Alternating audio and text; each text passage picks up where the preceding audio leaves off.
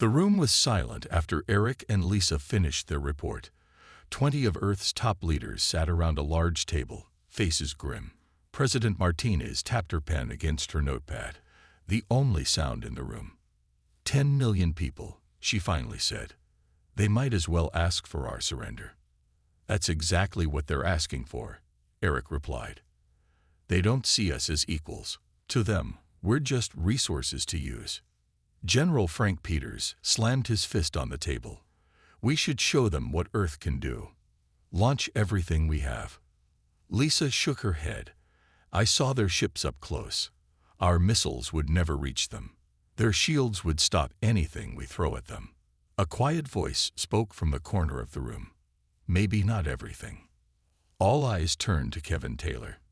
He was young, only 30, but already one of the military's top analysts. He walked to the main screen and pulled up images he had taken from the video feed of Eric's meeting. Look at their shield patterns, Kevin said, pointing to faint blue lines around the Xorian ship. They pulse every 3.7 seconds. There's a pattern here. What good does that do us? General Peters asked. Every shield has a frequency. If we can match it, we might get through. Kevin looked at Lisa. Did you record any of their technology in action? Lisa nodded and pulled out her tablet. I took readings whenever I could. Their shields produce an unusual radiation pattern. As they worked, a call came in from Nevada. Samantha Green's face appeared on screen. She was covered in dust from the mines where she worked as an engineer. Madam President, I'm hearing we have visitors, she said. Is it true? President Martinez nodded. We have less than a month before they come back. They want our resources. Samantha smiled. Then they came to the right planet at the wrong time. Remember Project Thunderbolt? The president's eyes widened. That was just theoretical. Not anymore, Samantha replied. We've been mining those rare earth elements for 3 years now. The weapons are almost ready.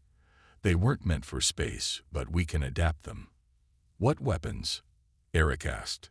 President Martinez pressed a button, and the room darkened. A 3D model appeared showing satellites with unusual attachments. After the meteor strike in Russia years ago, we started a secret project, she explained. Defensive systems using element combinations not found in most of the galaxy. We were preparing for asteroids, not aliens, but the principle is the same. How many do we have? Lisa asked. 12 platforms, Samantha answered, hidden in orbit disguised as weather satellites. Kevin studied the designs. If they use the frequencies in Dr. Wright's data, they might penetrate the Xorian shields. 12 satellites against their fleet, General Peters scoffed. It's not enough. The door opened, and a gray-haired man in civilian clothes walked in. Despite his simple jeans and flannel shirt, everyone in the room stood at attention. Retired Colonel Alan Summers, President Martinez said. Thank you for coming. Alan nodded. I heard we have a situation. Aliens looking down on us. They called us primitive, Eric told him. Alan smiled. It wasn't a friendly smile. History is full of advanced civilizations underestimating primitive ones. The Romans thought the Germanic tribes were savages. The British thought the same of the colonists. Both got bloody surprises. He walked to the map showing Earth and the position of the Xorian ships.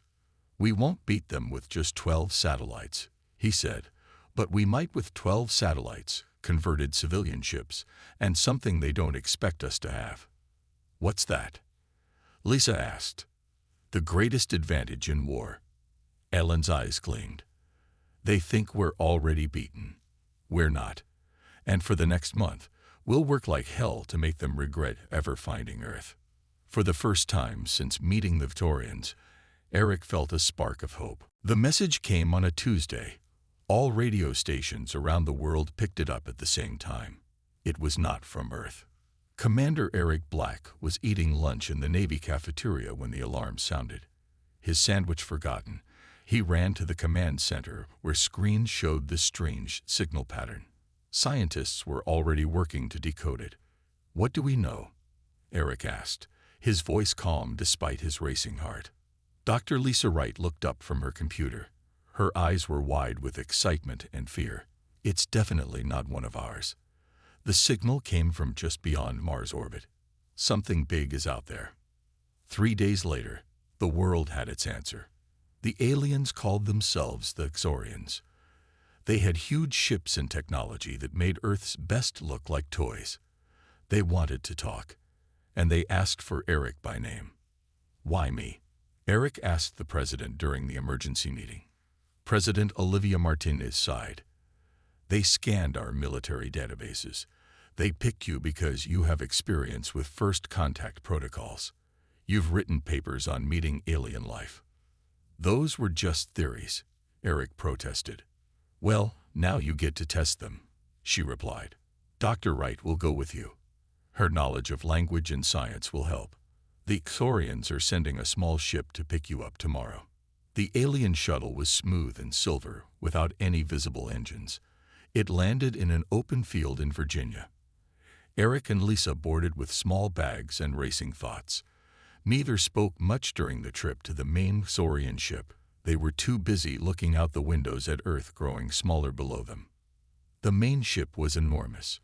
It could have held 50 aircraft carriers inside it. The halls were tall and wide, made for beings larger than humans. The air smelled like metal and something sweet.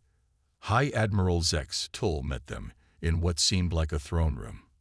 He was 8 feet tall with gray-blue skin and 4 arms. His eyes were large and completely black. When he spoke, a device on his chest translated his clicks and whistles into English. So these are the dominant life forms of Earth, Zex Tull said. His voice sounded amused, smaller than I expected. Eric stepped forward. I am Commander Eric Black of the United States Navy. This is Dr. Lisa Wright. We represent Earth, and thank you for contacting us peacefully.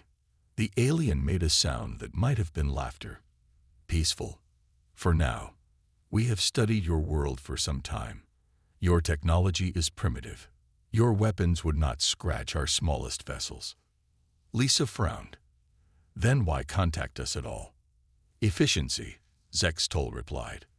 The Korean Empire spans 300 star systems. We need certain resources your planet has. Rather than take them by force, we offer you a choice. Become a protectorate of our empire. Give us what we require. In return, we will not destroy your civilization. Eric kept his face neutral despite his anger. What resources do you want? Your oceans contain elements rare in our part of the galaxy, your uranium deposits, and 10 million of your people to serve in our mines and ships. Slaves, Lisa gasped. Workers, Zex Tull corrected. They would be treated well enough. Eric shook his head. Earth would never agree to this. We are not as primitive as you think. The alien laughed again, longer this time. Other Xorians in the room joined in. Your most advanced fighter jets cannot reach orbit without burning fuel. Your fastest ships take days to cross one small ocean. Your weapons use gunpowder and simple atoms. Primitive.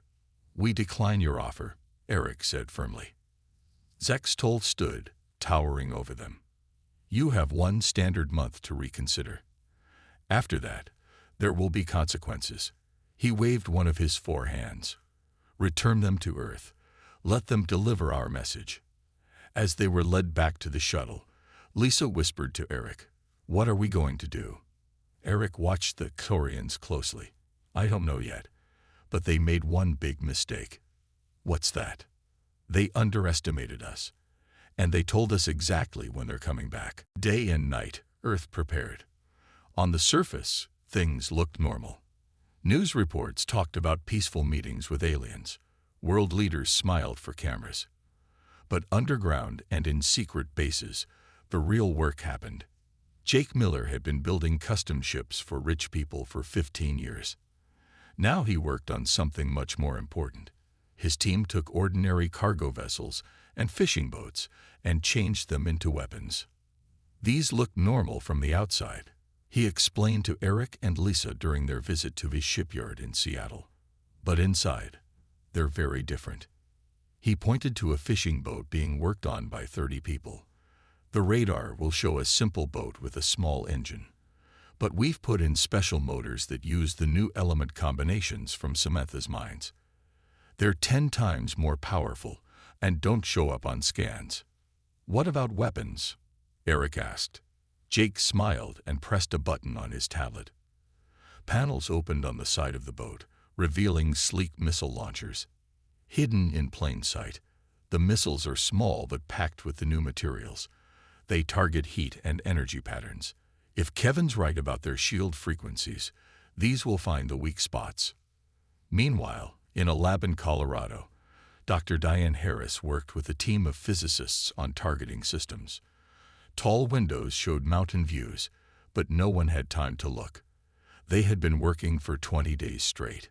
Traditional targeting won't work against their ships, Diane explained to Colonel Summers. They move too fast and change direction too quickly. Then how do we hit them? Ellen asked. Diane pointed to a complex diagram on her screen. We don't aim where they are. We aim where they will be. My team has created a quantum prediction system. It calculates probable movement patterns based on their ship designs. She ran a simulation showing dots representing Saurian ships, Earth weapons fired not at the ships, but at empty space.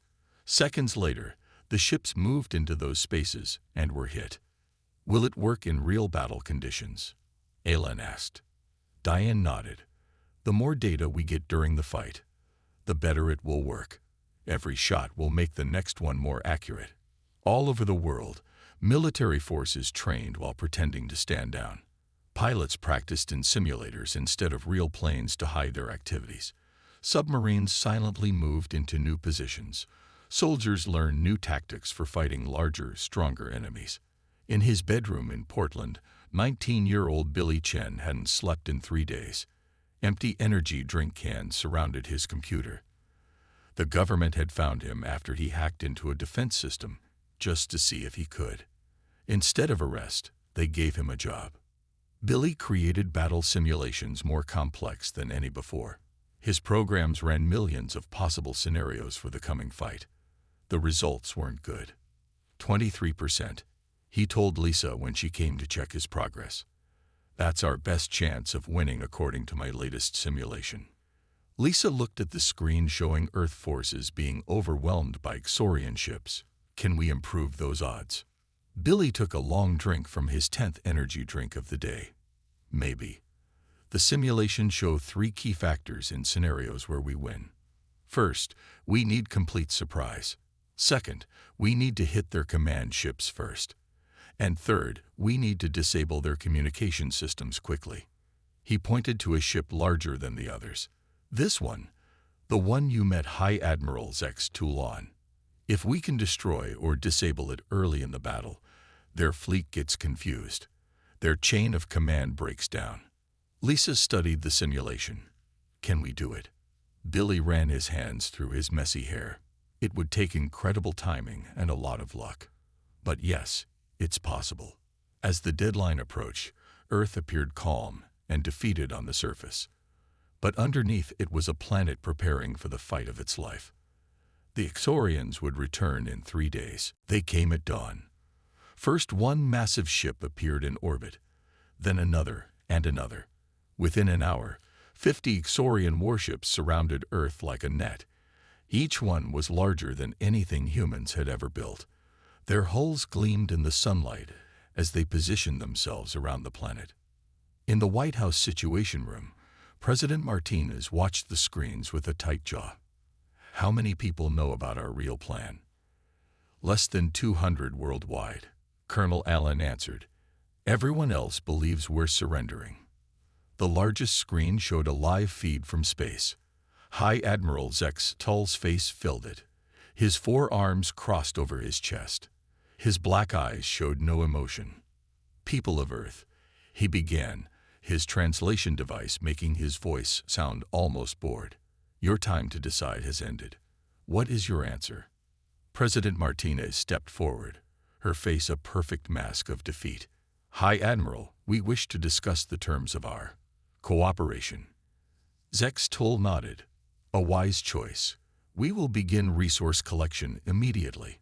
Prepare your first shipment of workers and raw materials. We request a formal ceremony, the president said. In our culture, important agreements are marked with ritual. We would like to send representatives to your command ship to sign our surrender properly. The alien seemed amused. Your primitive customs are of no interest to me, but if it will make the transition smoother, you may send a small delegation. The screen went dark. President Martinez looked at Eric and Lisa. You're up. Remember, you need to keep him talking for at least 15 minutes. Eric nodded grimly. We'll do our part. Across the world, everything seemed calm. Thorian scanners showed no major weapon systems activating, no military movement.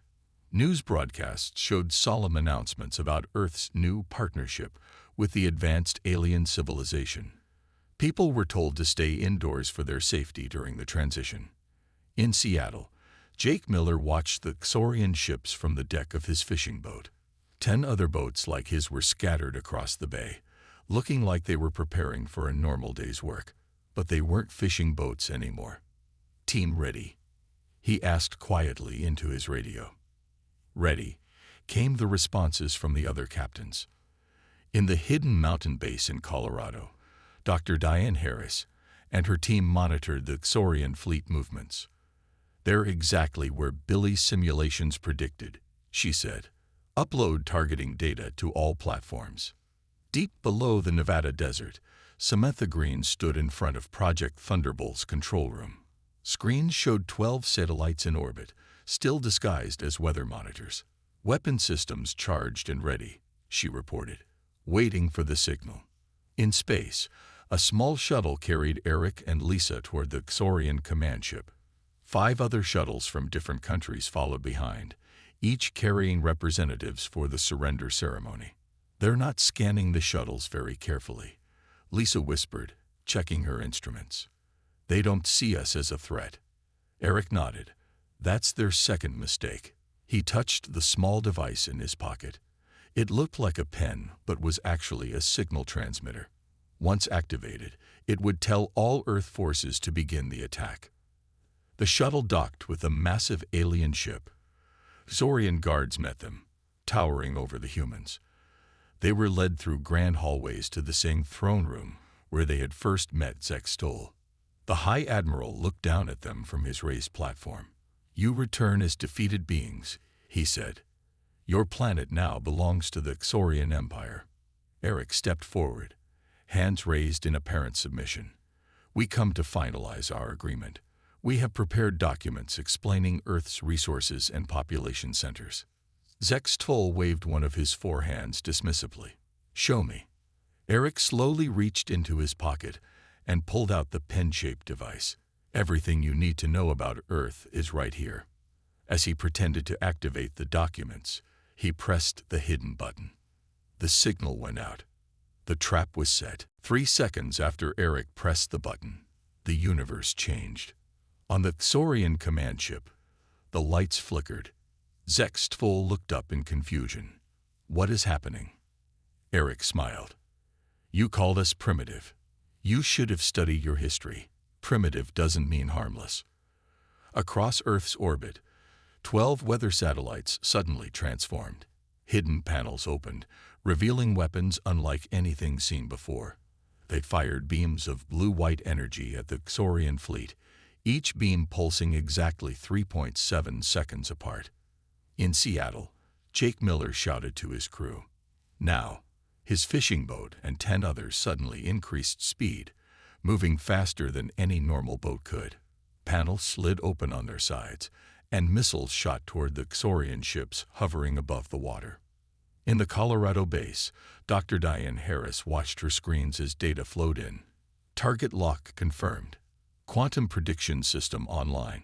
Her targeting systems guided Earth's weapons not to where the Xorian ships were, but to where they would be seconds later. On the command ship, Eric grabbed Lisa's arm. Phase 1 complete. Time for Phase 2. They ran from the throne room as alarms blared around them. Confused Xorian guards tried to stop them, but the ship rocked with explosions, throwing everyone off balance. "You cannot escape," Zex Toll roared behind them. "You have doomed your planet." But Eric and Lisa weren't trying to escape. They ran deeper into the ship, following the memorized map Billy had created from Lisa's scans. They needed to reach the main communication hub. Outside, Earth's hidden forces launched their surprise attack from every direction. Small, fast ships that had been disguised as normal boats and planes revealed their true power. They darted between the massive Xorian warships, firing weapons that pulsed at the exact frequency to penetrate the alien shields. In orbit, Project Thunderbolt's satellites targeted the engines of the largest Xorian ships. The alien vessels tried to return fire, but Earth's small, quick attackers were hard to hit. The Xorians had prepared for large military forces, not hundreds of tiny, scattered targets. In the White House Situation Room, Colonel Allen directed the global defense. "Focus fire on their communication arrays. Don't let them coordinate." Across the world, hidden missile bases opened in mountains, deserts, and under the sea. They launched specialized weapons designed by Samantha using the rare Earth elements. These missiles didn't try to destroy the Xorian ships directly. Instead, they targeted the shield generators and communication systems. On the command ship, Eric and Lisa reached the communication hub. Xorian officers were frantically trying to coordinate their fleet's response. Lisa pulled out a device Kevin had designed and placed it on the main control panel. "What is that?" a Xorian officer demanded. "Just a primitive human tool," Lisa replied as she activated it. The device sent out a signal that matched the exact frequency of the Xorian communication system. All across the fleet, alien commanders heard static instead of orders.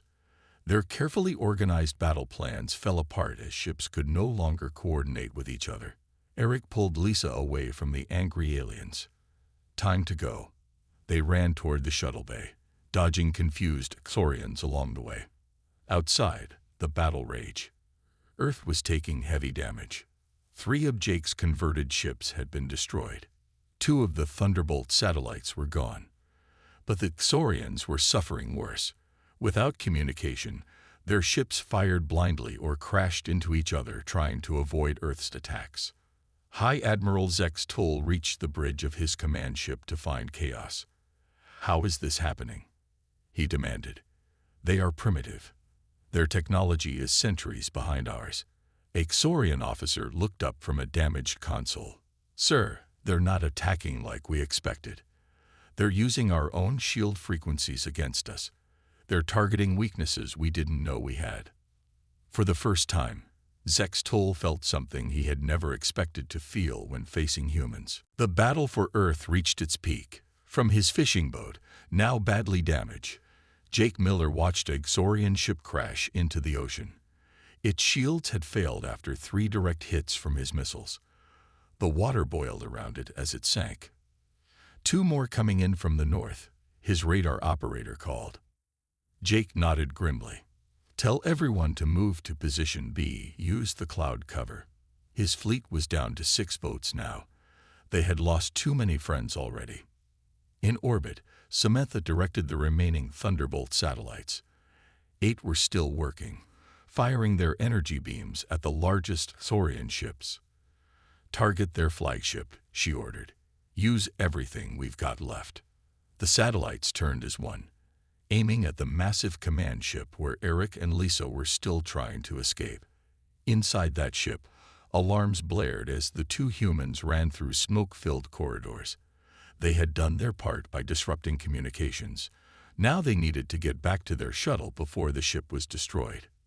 "This way," Lisa shouted, pulling Eric around a corner. 3 Xorian guards blocked their path, weapons raised. Eric pulled Lisa back as energy blasts hit the wall where they had been standing. "We need another route." Lisa checked the small map on her device. "There's a maintenance shaft 2 doors down. It should lead to the lower shuttle bay." They ran, ducking under pipes and jumping over fallen debris. The ship shook violently as Earth's weapons found their targets. Pieces of ceiling fell around them. In the White House Situation Room, Colonel Allen watched the battle with President Martinez. The screen showed heavy losses on both sides. 20% of Earth's major cities had been hit. Millions might be dead or injured. But the Xorians were losing more.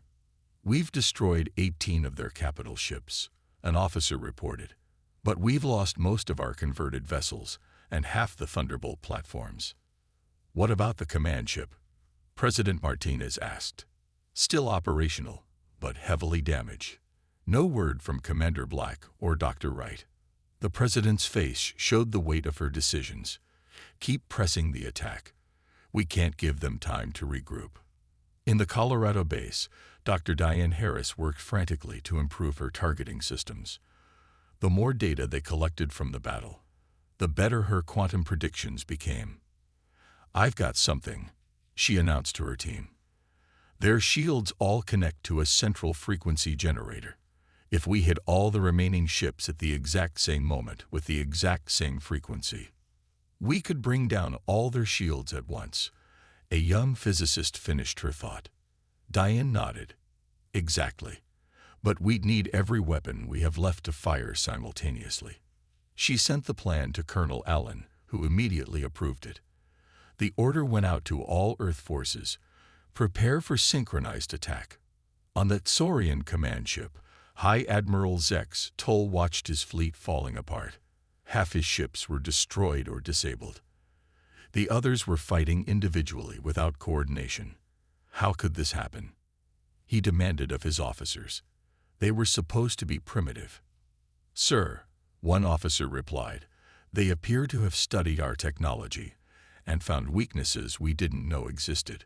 Their attacks are precisely targeted." Zex Toll made a decision. "Prepare the final assault. We will destroy their major population centers all at once. They may hurt us, but we will make their victory meaningless." He gave the order, and the remaining Xorian ships began to position themselves above Earth's largest cities. If they couldn't win, they would make sure humanity lost too. In the shuttle bay, Eric and Lisa finally reached their small craft. It was damaged but still flyable. "We need to warn Earth," Eric said as they climbed inside. "The Xorians are repositioning."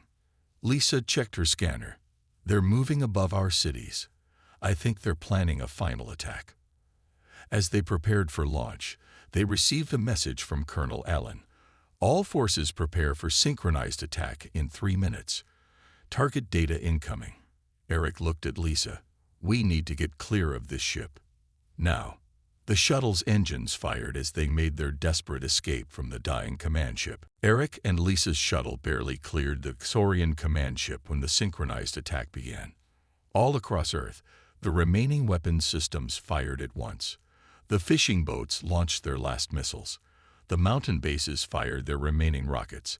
The Thunderbolt satellites released their final energy beams. All targeted the exact same shield frequency at the exact same moment. For 1 second, nothing seemed to happen. Then, like lights turning off in a row, the shields around every Xorian ship flickered and died. "Shields down," Diane shouted in the Colorado base. "All targets vulnerable." Colonel Allen gave the order immediately. "All forces, fire everything you have left." Earth's second wave of attacks hit the now defenseless alien ships. Explosions bloomed across space as the massive vessels, suddenly vulnerable, fell to weapons they had dismissed as primitive. In their shuttle, Eric and Lisa watched in awe as the Xorian command ship broke apart behind them. High Admiral Zex Toll's final orders died with him as his bridge exploded in a ball of fire. "They're falling," Jake shouted from his boat in Seattle. Above him, a Xorian ship meant to destroy the city tumbled from the sky, breaking apart as it fell. Its pieces landed in the water miles from shore, sending up massive splashes, but harming no one. All across the world, the scene repeated. Xorian ships, once mighty and terrifying, now drifted dead in orbit or crashed into empty oceans and uninhabited lands. Their final attack never came. 3 hours later, it was over. Earth's skies were filled with debris, the broken remains of what had been the Xorian fleet. From the White House Situation Room, President Martinez addressed the world. People of Earth, today we faced the greatest threat in human history. We suffered terrible losses. Cities were damaged. Brave defenders gave their lives. But we stand united and free. In Nevada, Samantha watched the last pieces of a Xorian ship burn up in the atmosphere. They really should have done their homework, she said to her team. Earth might look primitive, but we learn fast. 2 weeks later, recovery efforts were underway across the planet. Teams of scientists and engineers studied the Xorian technology from the crashed ships. Already they were learning how to use it, combining alien science with human ingenuity. In a conference room in Washington, Eric and Lisa met with Colonel Alan, Jake, Diane, Samantha, Kevin, and Billy. President Martinez joined them on a large screen. "The world owes you all a great debt," she said. "Your quick thinking and bravery saved us all." "What happens now?" Lisa asked. "Are there more Xorians out there who might come looking for revenge?" Kevin shook his head. "According to the data we recovered from their ships, they kept their attack on Earth secret from the rest of their empire. They wanted all the credit and all our resources for themselves." "And now?" Eric asked. "Now we have time," Colonel Allen said. "Time to rebuild. Time to prepare. Time to take what we've learned and become stronger." Jake looked at the images of salvaged Xorian technology. "We could stay here, build better defenses. Or we could go out there." Samantha finished his thought. "See what else is waiting for us." 6 months later, Eric stood with Lisa on the observation deck of Earth's first true starship.